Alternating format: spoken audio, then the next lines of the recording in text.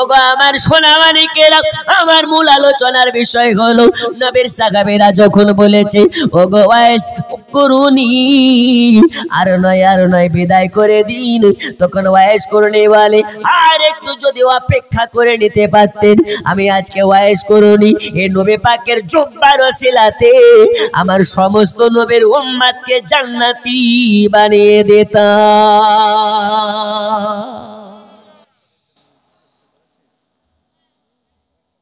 তাহলে বোঝা গেল নবীর জুব্বার শান রেখেছেন কে, নবীর জুব্বার মান রেখেছেন কে? আমার আল্লাহ বলছেন হাবিব আপনার কদমের ধুলা আরশে আজিমকে আমি আরশে আজিমের থেকে আপনার কদমের মারতাবাকে বেশি করে দিয়েছি। নইলে আল্লাহ যখন মিরাজে নিলেন নবী আমার জুতা খুলে যাচ্ছিলেন, আমার আল্লাহ পাক বলছেন নবী গো আপনার শান-মান আল্লাহর নবীর শান-মানকে বোঝানোর জন্য আল্লাহ পাক বলছেন হাবিব আপনি জুতা খুলবেন না, জুতা পরিধান করে চলে আসুন। জোরে বলবেন না? যার কদম দুনিয়ায় পড়িলে দুনিয়ারি হয় মেরা, রসুল পাকের জুতা মোবারক আরশে আজিমের তাজ, ওই নবীর রওজা দেখিলে, ওই নবীর রওজা দেখিলে হবে জান্নাতের হকদার, জিবরাইল চুমে যার দরবার, নূরে মুহাম্মদ রসুল আরবি নাইবে পরওয়ার, জিবরাইল চুমে যার দরবার, আল্লাহুম্মা সাল্লি আলা সাইয়্যিদিনা মাওলানা মুহাম্মদ ওয়া আলা আলি সাইয়্যিদিনা মাওলানা বন্ধু আমার সোনা মানিকেরা, এবার হযরত ওয়াইস করুনির চক্ষু দিয়ে পানি ঝরে ঝরে পড়ে যায়। আব্বাজি আমার সোনা মানিকেরা, এখান থেকে আমাদেরকে বুঝতে হবে নবীর সাহাবী হযরতে ওমর হযরতে আলী এবার অবাক হয়ে যায়, ওগো হযরত ওয়াইস করুনি তাহলে কি আমরা অন্যায় করে ফেললাম নাকি? বন্ধু আমার সোনা মানিকেরা, সব জায়গাতে হাকিকাত থাকে, সব জায়গাতে আপনার কিনা হিকমত থাকে। আমার আল্লাহ পাকের একটা কাহার বলে নাম আছে। আজকে যদি ওয়াইস করুনি এ জব্বার ওয়াসিলাতে সব গুনাহগারকে জাহান্নামীকে জান্নাতি বানাইয়া দিতেন, তাহলে আল্লাহর কাহার নামটা থাকতো না? থাকতো? আল্লাহ যেদিন কাহার নামে নিজেকে প্রকাশ করবেন ওই দিন মাথার উপরে যে সূর্যটা আসে এই সূর্যটা কয়েক হাত উপরে হয়ে যাবে। যেদিন আল্লাহ কাহার নামে নিজেকে প্রকাশ করবে একটা সূর্যের মুখ 7-7টা হয়ে যাবে। যেদিন আল্লাহ কাহার নামে নিজেকে প্রকাশ করবে ওই সূর্যের তাপে মাথা থেকে এত ঘাম চুয়াবে যে নিজের ঘামে আমরা নিজেরাই ডুবে যাব। জোরে বলুন। ওই দিন কি হবে? হাসরের ময়দান হয়ে যাবে। বাপ কাজে দেবে না, মা কাজে দেবে না, দাদা কাজে দেবে না, দাদি কাজে দেবে না, সন্তান আদে কাজে দেবে না। আমাদের আদি পিতা হযরত আদম শফিউল্লাহর কাছে দৌড়াবো। ওগা আমাদের আব্বা জান আদম আলাইহিস সালাম আজকে আমাদেরকে বাঁচান বাঁচান বাঁচান বাঁচান বাঁচান। কেন? হাসরের ময়দানে একটা দিন দুনিয়ার 70,000 বছরের নাই, একটা দিন যদি 70,000 বছরের নাই হয় তাহলে হাসরের দিন হাজার হাজার বছর চলে যাবে, আল্লাহ কাহারিয়াত থেকে কোনো সময় নিজেকে আপনার কিনারিয়ে নিয়ে যাবেন না। আমরা সবাই আপনার কিনা নিজের ঘামে নিজেরা যখন ডুবে যাব, এই মাটিটা পড়ে তামাক হয়ে যাবে, আমরা সইতে পারবো না। সবাই মিলে হযরত আদম সাফিউল্লাহর কাছে দৌড়াবো। ওগো আমাদের আদি পিতা হযরত আদম সাফিউল্লাহ, আজকে আপনার কাছে আমরা বিনতি করতে এসেছি, আল্লাহর কাছে একটু অ্যাপিল করুন। আজ যদি আমাদের থেকে কাহার নামের পর্দাটা না সরাই, আমাদের দিকে যদি একবার রহমতে নজর দিয়ে না তাকাই, তাহলে আমরা সবাই একদম ঝলসে মারা যাব। আমরা একদম ঝলসে যাচ্ছি, আর কষ্ট সইতে পাচ্ছি না, আমরা কষ্ট সইতে পাচ্ছি না। ওই দিন কি হবে? শুধু কষ্ট হবে, আমরা কেউ মারা যাব না, মারা যাব না। দুনিয়ায় যদি অ্যাক্সিডেন্ট হয় তাহলে মরার সম্ভাবনা থাকে, দুনিয়ায় যদি কেউ গলায় দড়ি দেয় তাহলে মরার সম্ভাবনা থাকে। আকাশ থেকে আপনার কি নাম? ছাদ থেকে পড়ে গেলে মরার সম্ভাবনা থাকে, আগুনে পড়ে গেলে মরার সম্ভাবনা থাকে। কিন্তু হাসরের মাঠে আকাশের সূর্যের এত তাপ হয়ে যাবে, আমরা পুড়ে যাব না, পুড়ে যাব না, কিন্তু সূর্যের যে আপনার তাপ হবে ওইটা সহ্য করতে পারবো না। এত জাল, এত যন্ত্রণা দেবে, এত কষ্ট দেবে। আমরা সবাই মিলে আদম সাফিউল্লাহর কাছে গিয়ে মিনতি করব। ওগো আমাদের আদি পিতা, আজ আল্লাহর কাছে আপনি আপিল করুন, আল্লাহ তাআলা যেন আমাদের দিকে একবার রহমতের নজর দেয়। এবার হযরত আদম সাফিউল্লাহ বলবে, চলে যাও, চলে যাও, চলে যাও, চলে যাও, চলে যাও। আজকে আমার কাছে এসে কোনো লাভ হবে না, আমার কাছে কোনো কাজে দেবে না। আজকে তোমাদেরকে চলে যেতে হবে, কারণ আমি আদম সাফিউল্লাহ আল্লাহর কাহারিয়াতের সামনে আমি আদম যাওয়ার মতন ক্ষমতা রাখি না।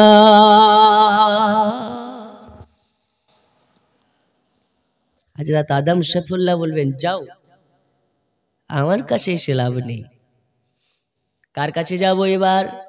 জাতির পিতা ইব্রাহিম খলিলুল্লাহর কাছে। সেও বলবে, যাও, আমার কাছে লাভ নেই। কার কাছে যাব? দাউদ আলাইহিস সালামের কাছে। সে বলবে, চলে যাও, আমার কাছে লাভ নেই। সব নবী যখন আমাদেরকে তাড়িয়ে দেবে, হযরত ঈসা রুহুল্লাহর কাছে সব শেষে যাব। সে বলবে, পাগল, আমার কাছে না এসে চলো, তোমাদেরকে একটা জায়গায় নিয়ে যাচ্ছি। আমি পারবো না, কিন্তু পারার মতন জায়গা আছে, জোরে বলুন। ও জায়গা কোথা গো? বলছে, চলো। উনি হচ্ছেন আখেরি নবী, যেই নবীর কাছে আল্লাহ সব কটা জান্নাতের দিয়ে দিয়েছেন চাবি। रब ने देने वाला, मुस्तफा ने खिलाने वाला। আল্লাহর কাজ দিয়ে দেওয়া, রাসূলুল্লাহর কাজ খাইয়ে দেওয়া, জোরে বলুন। রুজি দেয় কে? রুজির মালিক কে? মমতা খালান আল্লাহ। আরো জোরে, রুজির মালিক একমাত্র আল্লাহ।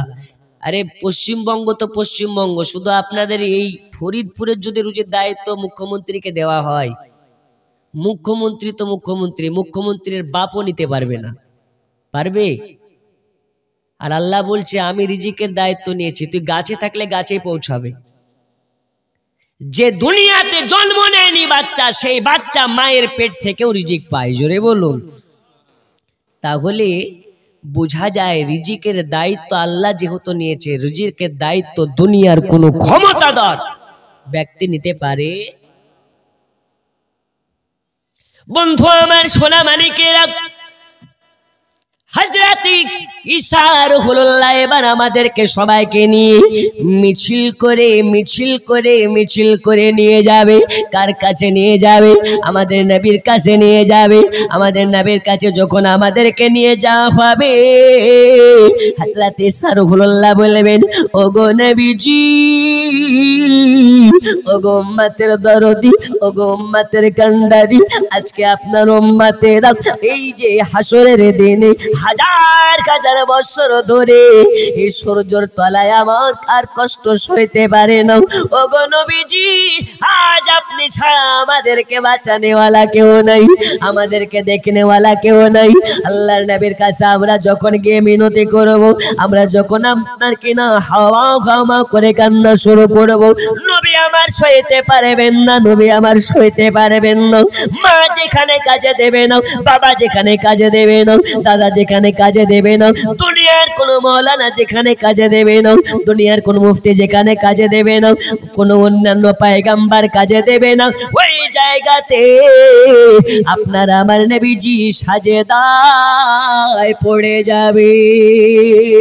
আল্লাহর কাছে সাজদায় পড়ে গিয়ে আল্লাহ পাকের কাছে দোয়া করবেন, আল্লাহর কাছে আপিল করবেন, ওগো আমার রব, ওগো আমার কাবার মালিক, ওগো আল্লাহ তাআলা, আজ আমার উম্মতের কষ্ট সইতে পারি না, আজকে আমি সাজদা থেকে মাথা তুলব না, অতক্ষণ পর্যন্ত মাথা উঠবে না যতক্ষণ পর্যন্ত আমার গুনাহগার উম্মত উম্মতির দিকে আপনি নজর দিবেন, যতক্ষণ পর্যন্ত মায়ার নজর না দেবেন, যতক্ষণ পর্যন্ত রহমতের নজর না দেবেন। আমার আল্লাহ পাক আল্লাহ তাআলা বলে, হাবিব সব সইতে পারি, আমি সব সয়ে নিতে পারি, আপনার চোখের পানি সইতে পারি না। ইয়া রাসূলুল্লাহ, ইয়া হাবিবাল্লাহ নবীজি, জান আপনাকে কথা দিলাম, কথা দিলাম, আপনি সাজদা থেকে মাথা তুলুন, যার অন্তরে আপনার যারা পরিমাণ মুহাব্বত থাকবে, আমি আল্লাহ তাকে বাছাই বাছাই করে জান্নাতে দেব।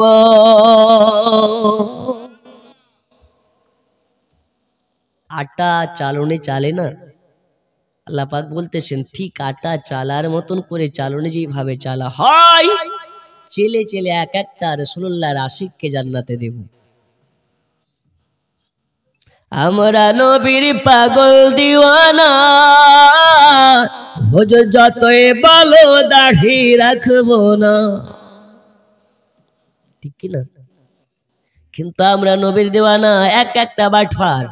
আল্লাহর ফারিস্তারা বলছে একবার আয়, তোদেরকে জব্দ করার জন্য লাঠিতে তেল লাগানো হচ্ছে। যারা নবীর দিওয়ানা হবে সপ্তাহে সপ্তাহে দুইবার করে দাড়ি ছিলবে না। আজান হচ্ছে মসজিদে, হাইয়া আলাস সালাহ, ইমাম মুয়াজ্জিন তোরা দুজনে চালা, করবি না কানকে ঝালা পালা, নইলে তোর মুয়াজ্জিন গিরি চলে যাবে, মমতার ওই ভাতাও চলে যাবে।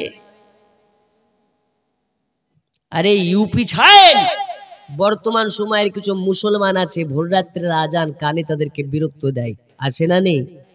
আছে না নেই? আপনাদের গ্রামে কি ফজরের টাইমে সালাতু সালাম পাঠ হয়? অনেক জায়গাতে আছে মাইকে সালাতু সালাম পাঠ করলে তাদের গায়ে চুলকানি উঠে। আমরা সুন্নি, আমরা জান্নাতি দল, সুন্নি মুসলমান। আমি প্রথমেই বলেছি 72টা 73টা দল হবে, একটা দল হবে জান্নাতে। কয়টা দল জান্নাতি? আর 72টা দল হবে জাহান্নামী। কোন দলটি জান্নাতি? রাসূলুল্লাহ বললেন, মা আনা আলাইহি ওয়া সাহাবী, আমি এবং আমার সাহাবাদিগণ যে দল, ওই দলটাই শুধুমাত্র জান্নাতি, বাকি 72টা দল জাহান্নামী। এখন জান্নাতি দল কারা? হালুয়া রুটি করে যারা। জান্নাতি দল কারা? নবীকে নূর মানে যারা। জান্নাতি দল কারা? নবীকে বেমিসাল মানে যারা। জান্নাতি দল কারা? রবিউল আউয়াল মাসে পাড়ায় পাড়ায় জুলুস করে, পাড়ায় পাড়ায় খায় খিচুড়ি আর বিরিয়ানি, আর 72-এর যারা, এদের গায়ে হয় চুলকানি। তো আমরা করবো কি? তুই যত পারবি চুলকা। মার্কেটে অবনী ঘোষের মলম কি এমনি বেরিয়েছে বেটা? তোর জন্য তো বেরিয়েছে, যত পারবি লাগা। আমাদের সঙ্গে ওদের কোনো লেনা দেনা আছে? একটু হ্যানা বলেন, আছে? আমরা খাবো বিরিয়ানি, ওদের হবে হাঁপানি। হারাম বেদাত করা যাবে না, শিরিক। আসলে হারাম কাকে বলে, বেদাত কাকে বলে ও জানে না, ও 14 গোষ্ঠীও জানে না। তোরা যত বলবি হারাম, আমরা তত পাবো আরাম। এই যে হালুয়া রুটি গেল না, হালুয়া রুটি, কিছু মৌলবীর হালুয়া রুটিতে এত অ্যালার্জি, যে হালুয়া রুটি হারাম হারাম করে মাইক্রোফোনকে বন্ধ করে দিয়েছে। জি, এখন যে হারাম বলছে ও যদি একবার পায় তো আরাম করে খাবে। জি, খাবে না? এত সুন্দর খাবারকে যারা হালুয়াকে বলে হারাম, ও শালা পাগল ছাগল ছাড়া এই কথা বলতে পারে না। কারণ এখন দেখবেন কুকুরের পেটে ঘি হজম হয়? একটু হ্যাঁ না বলেন, হয়? এখন এটাই বুঝে নিতে হবে যে হালুয়া বানাতে গেলে ঘি কিন্তু জরুরি, ঠিক না? হালুয়া বানাতে গেলে ঘি জরুরি আছে না নেই? ঘি ছাড়া হালুয়া হয়? আর কুকুরের পেটে ঘি হজম হয়? জি। এখন হালুয়া তাদের জন্য হারাম, পেয়ে গেলে আরাম, হালুয়াও শেষ করে দিবে আর পেচের পেচে রুটি শেষ করে দেবে।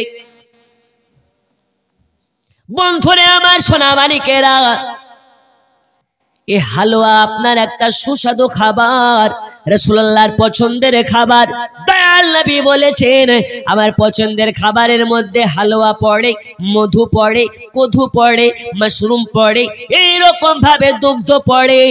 এখন রাসূলুল্লাহর পছন্দের খাবার যেহেতু হালুয়া, এখন সবে লাইলাতুল বরাত, খুশির দিন না খারাপ দিন? একটু জোরে, খুশি না খারাপ? ঈদের দিন ভালো মন্দ খান না? তো সবে বরাতের দিনও আপনি বিরিয়ানি খাবেন না পোলাও খাবেন আপনার ব্যাপার, তবে রাসূলুল্লাহ যেটা পছন্দের খাবার ওটাই আমরা খাই। কেন? যে রাসূলুল্লাহ হালুয়া পছন্দ করেছেন তাই আমরা খাই। কথা বুঝেননি? তাছাড়া যে ওই দিনে হালুয়া খেতে হবে এটা নয়, হালুয়া প্রত্যেক দিন খাওয়াই যায়। তবে রাসূলুল্লাহর পছন্দের যেহেতু খাবার, পছন্দের খাবারকে ভালো দিনে আমরা খাই। জোরে বলুন সুবহানাল্লাহ। আর ওরা সহ্য করতে পারে না গো, হালুয়া রুটি সহ্য লাগে না। একটা বর্ধমানের মৌলবি আছে খুব মোটা করি, দেখবেন ওর নাম হচ্ছে ইয়াসিন। কি নাম? হ্যাঁ, ডাবজোর। এখন এই ডাবজোর নামে কিভাবে ভাইরাল হলো? ওর বাপের মাদ্রাসাতে যখন পড়তো, আর ওর চেহারাটাই কিন্তু ডাকাতের মতো, বুঝলেন? জি। তো ও মাদ্রাসাতে পড়েছে কি তা জানি না, তবে ডাব চুরি করেছে সে ঘটনা তো আমরা বলি না, ও নিজেই বলেছে। ও বলছে হালুয়া রুটি কিয়ামত পর্যন্ত খাওয়া জায়েজ প্রমাণ করতে পারবে না। এই শালা মানুষের মধ্যেই পড়ে না যে খাবারের জন্য যে দলিল চাহে, ভালো খাবার সুস্বাদু খাবার, এর জন্য যে দলিল চাহে সে মানুষ নয়, পায়জামা। কারণ হালুয়া হচ্ছে আমার রাসূলুল্লাহর পছন্দের খাবার। এখন পছন্দের খাবার রাসূলুল্লাহ নিজেই বলেছেন, তারপরে যারা দলিল চাগে ওর ব্রেন ঠিক আছে বলে মনে হয়? একটু জোরে বলুন, আছে বলে মনে হয়? তো ওর বাপকে আমি ফোন করলাম, হ্যাঁ গো হালুয়া রুটি যে তোমার বেটা হারাম বলছে, তো তুমি কিছু বলো। বলছে কি বলবো, ও হালুয়া রুটি খেয়েই তো বড় হলো। যত মাদ্রাসায় পড়েছে ফাতিয়া করে মিলাদ করে হালুয়া খেয়েছে তবেই না মৌলবি হয়েছে। ও শালা পাগল হয়ে গেছে, ওর কথা আমাকে বলিও না। ওর বাপ ওকে পাগল বলে। আর শুধু ওর বাপ নয়, এখন গোটা পশ্চিমবঙ্গের মানুষ ওকে ডাবচোর নামে চিনে আর পাগল নামে চিনে, ঠিক কিনা? এদের সঙ্গে আমাদের কোনো লেনা দেনা নেই। আর একজন ভাড় আছে মমতাজুল নামে, একে যে মানুষ মনে করবে সে হচ্ছে আসল পায়জামা। একে মানুষ মনে করাই ঠিক হবে না। একটা স্টেজে 24 পরগনার কোনো এলাকাতে রিসেন্ট দেখলাম ফুরফুরার কোনো একটা মৌলবি কিয়াম করছে আর পেছনে বসে আছে। কথা বুঝলেন? দেখুন, কিয়াম করা হচ্ছে মুস্তাহাব মুস্তাহাসান। কিয়াম আমরা ফরজ মনে করি না, সুন্নাতও মনে করি না।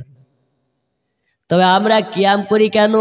কিয়াম মানে কি? দাঁড়ানো, সম্মানার্থে দাঁড়ানো। ইয়া নবী সালাম আলাইকা, ইয়া রাসূল সালাম আলাইকা, ইয়া হাবিব সালাম আলাইকা যেটা পড়ি এটা হচ্ছে দারুদ শরীফ। কি শরীফ? এটা জায়েজ না নাজায়েজ আপনাকে একটু বলি। আল্লাহ নবী সাল্লাল্লাহু আলাইহি ওয়াসাল্লাম যখন হিজরত করে মক্কা ছেড়ে মদিনা থেকে রওনা হলেন, মহান আল্লাহ পাকের নির্দেশে আল্লাহ রাসূলকে বলা হলো, হাবিব আপনাকে মক্কা ছেড়ে মদিনা যাওয়া লাগবে। আপনার সঙ্গে সফর সাথী হবে আবু বকর। জোরে বলুন কি হবে? সিদ্দিক আকবর। তো নবী আমার বললেন আবু বকর আমার সঙ্গে হিজরত করতে হবে। কবে তো ঠিক না, আল্লাহ যেদিন বলবি সেই দিন। ও হযরত আবু বকর বলছেন সেই দিন থেকে আমি আল্লাহর কসম কোনোদিন বালিশে মাথা লাগাইনি, দরওয়াজার সামনে দাঁড়িয়ে আছি, নবী এসে একবার আওয়াজ দিয়েছে তো সঙ্গে সঙ্গে দরওয়াজাকে খুলে দিয়েছে। কথা বুঝেননি? বলে আবু বকর কি ব্যাপার, তুমি সঙ্গে সঙ্গে দরজা খুলে দাও, ঘুমাওনি? বলে আল্লাহর কসম নবীকে আমি কোনোদিন ঘুমাই না, আপনি কখন ডাকেন বলে, আর আমি যদি ঘুমিয়ে যাই আর আপনি এসে যদি ডাকেন তো বিয়াদবি হয়ে যেতে পারে, এই কারণে আমি কোনোদিন ঘুমাইনি, আপনার জন্য আমি অপেক্ষায় আছি। তো কি করো? বলছে হুজুর আমি দাঁড়িয়ে দাঁড়িয়ে দরুদ শরীফ পাঠ করি। জোরে বলুন, আরো জোরে, আরো জোরে। তাহলে দাঁড়িয়ে দরুদ শরীফ পড়া কার সুন্নাত?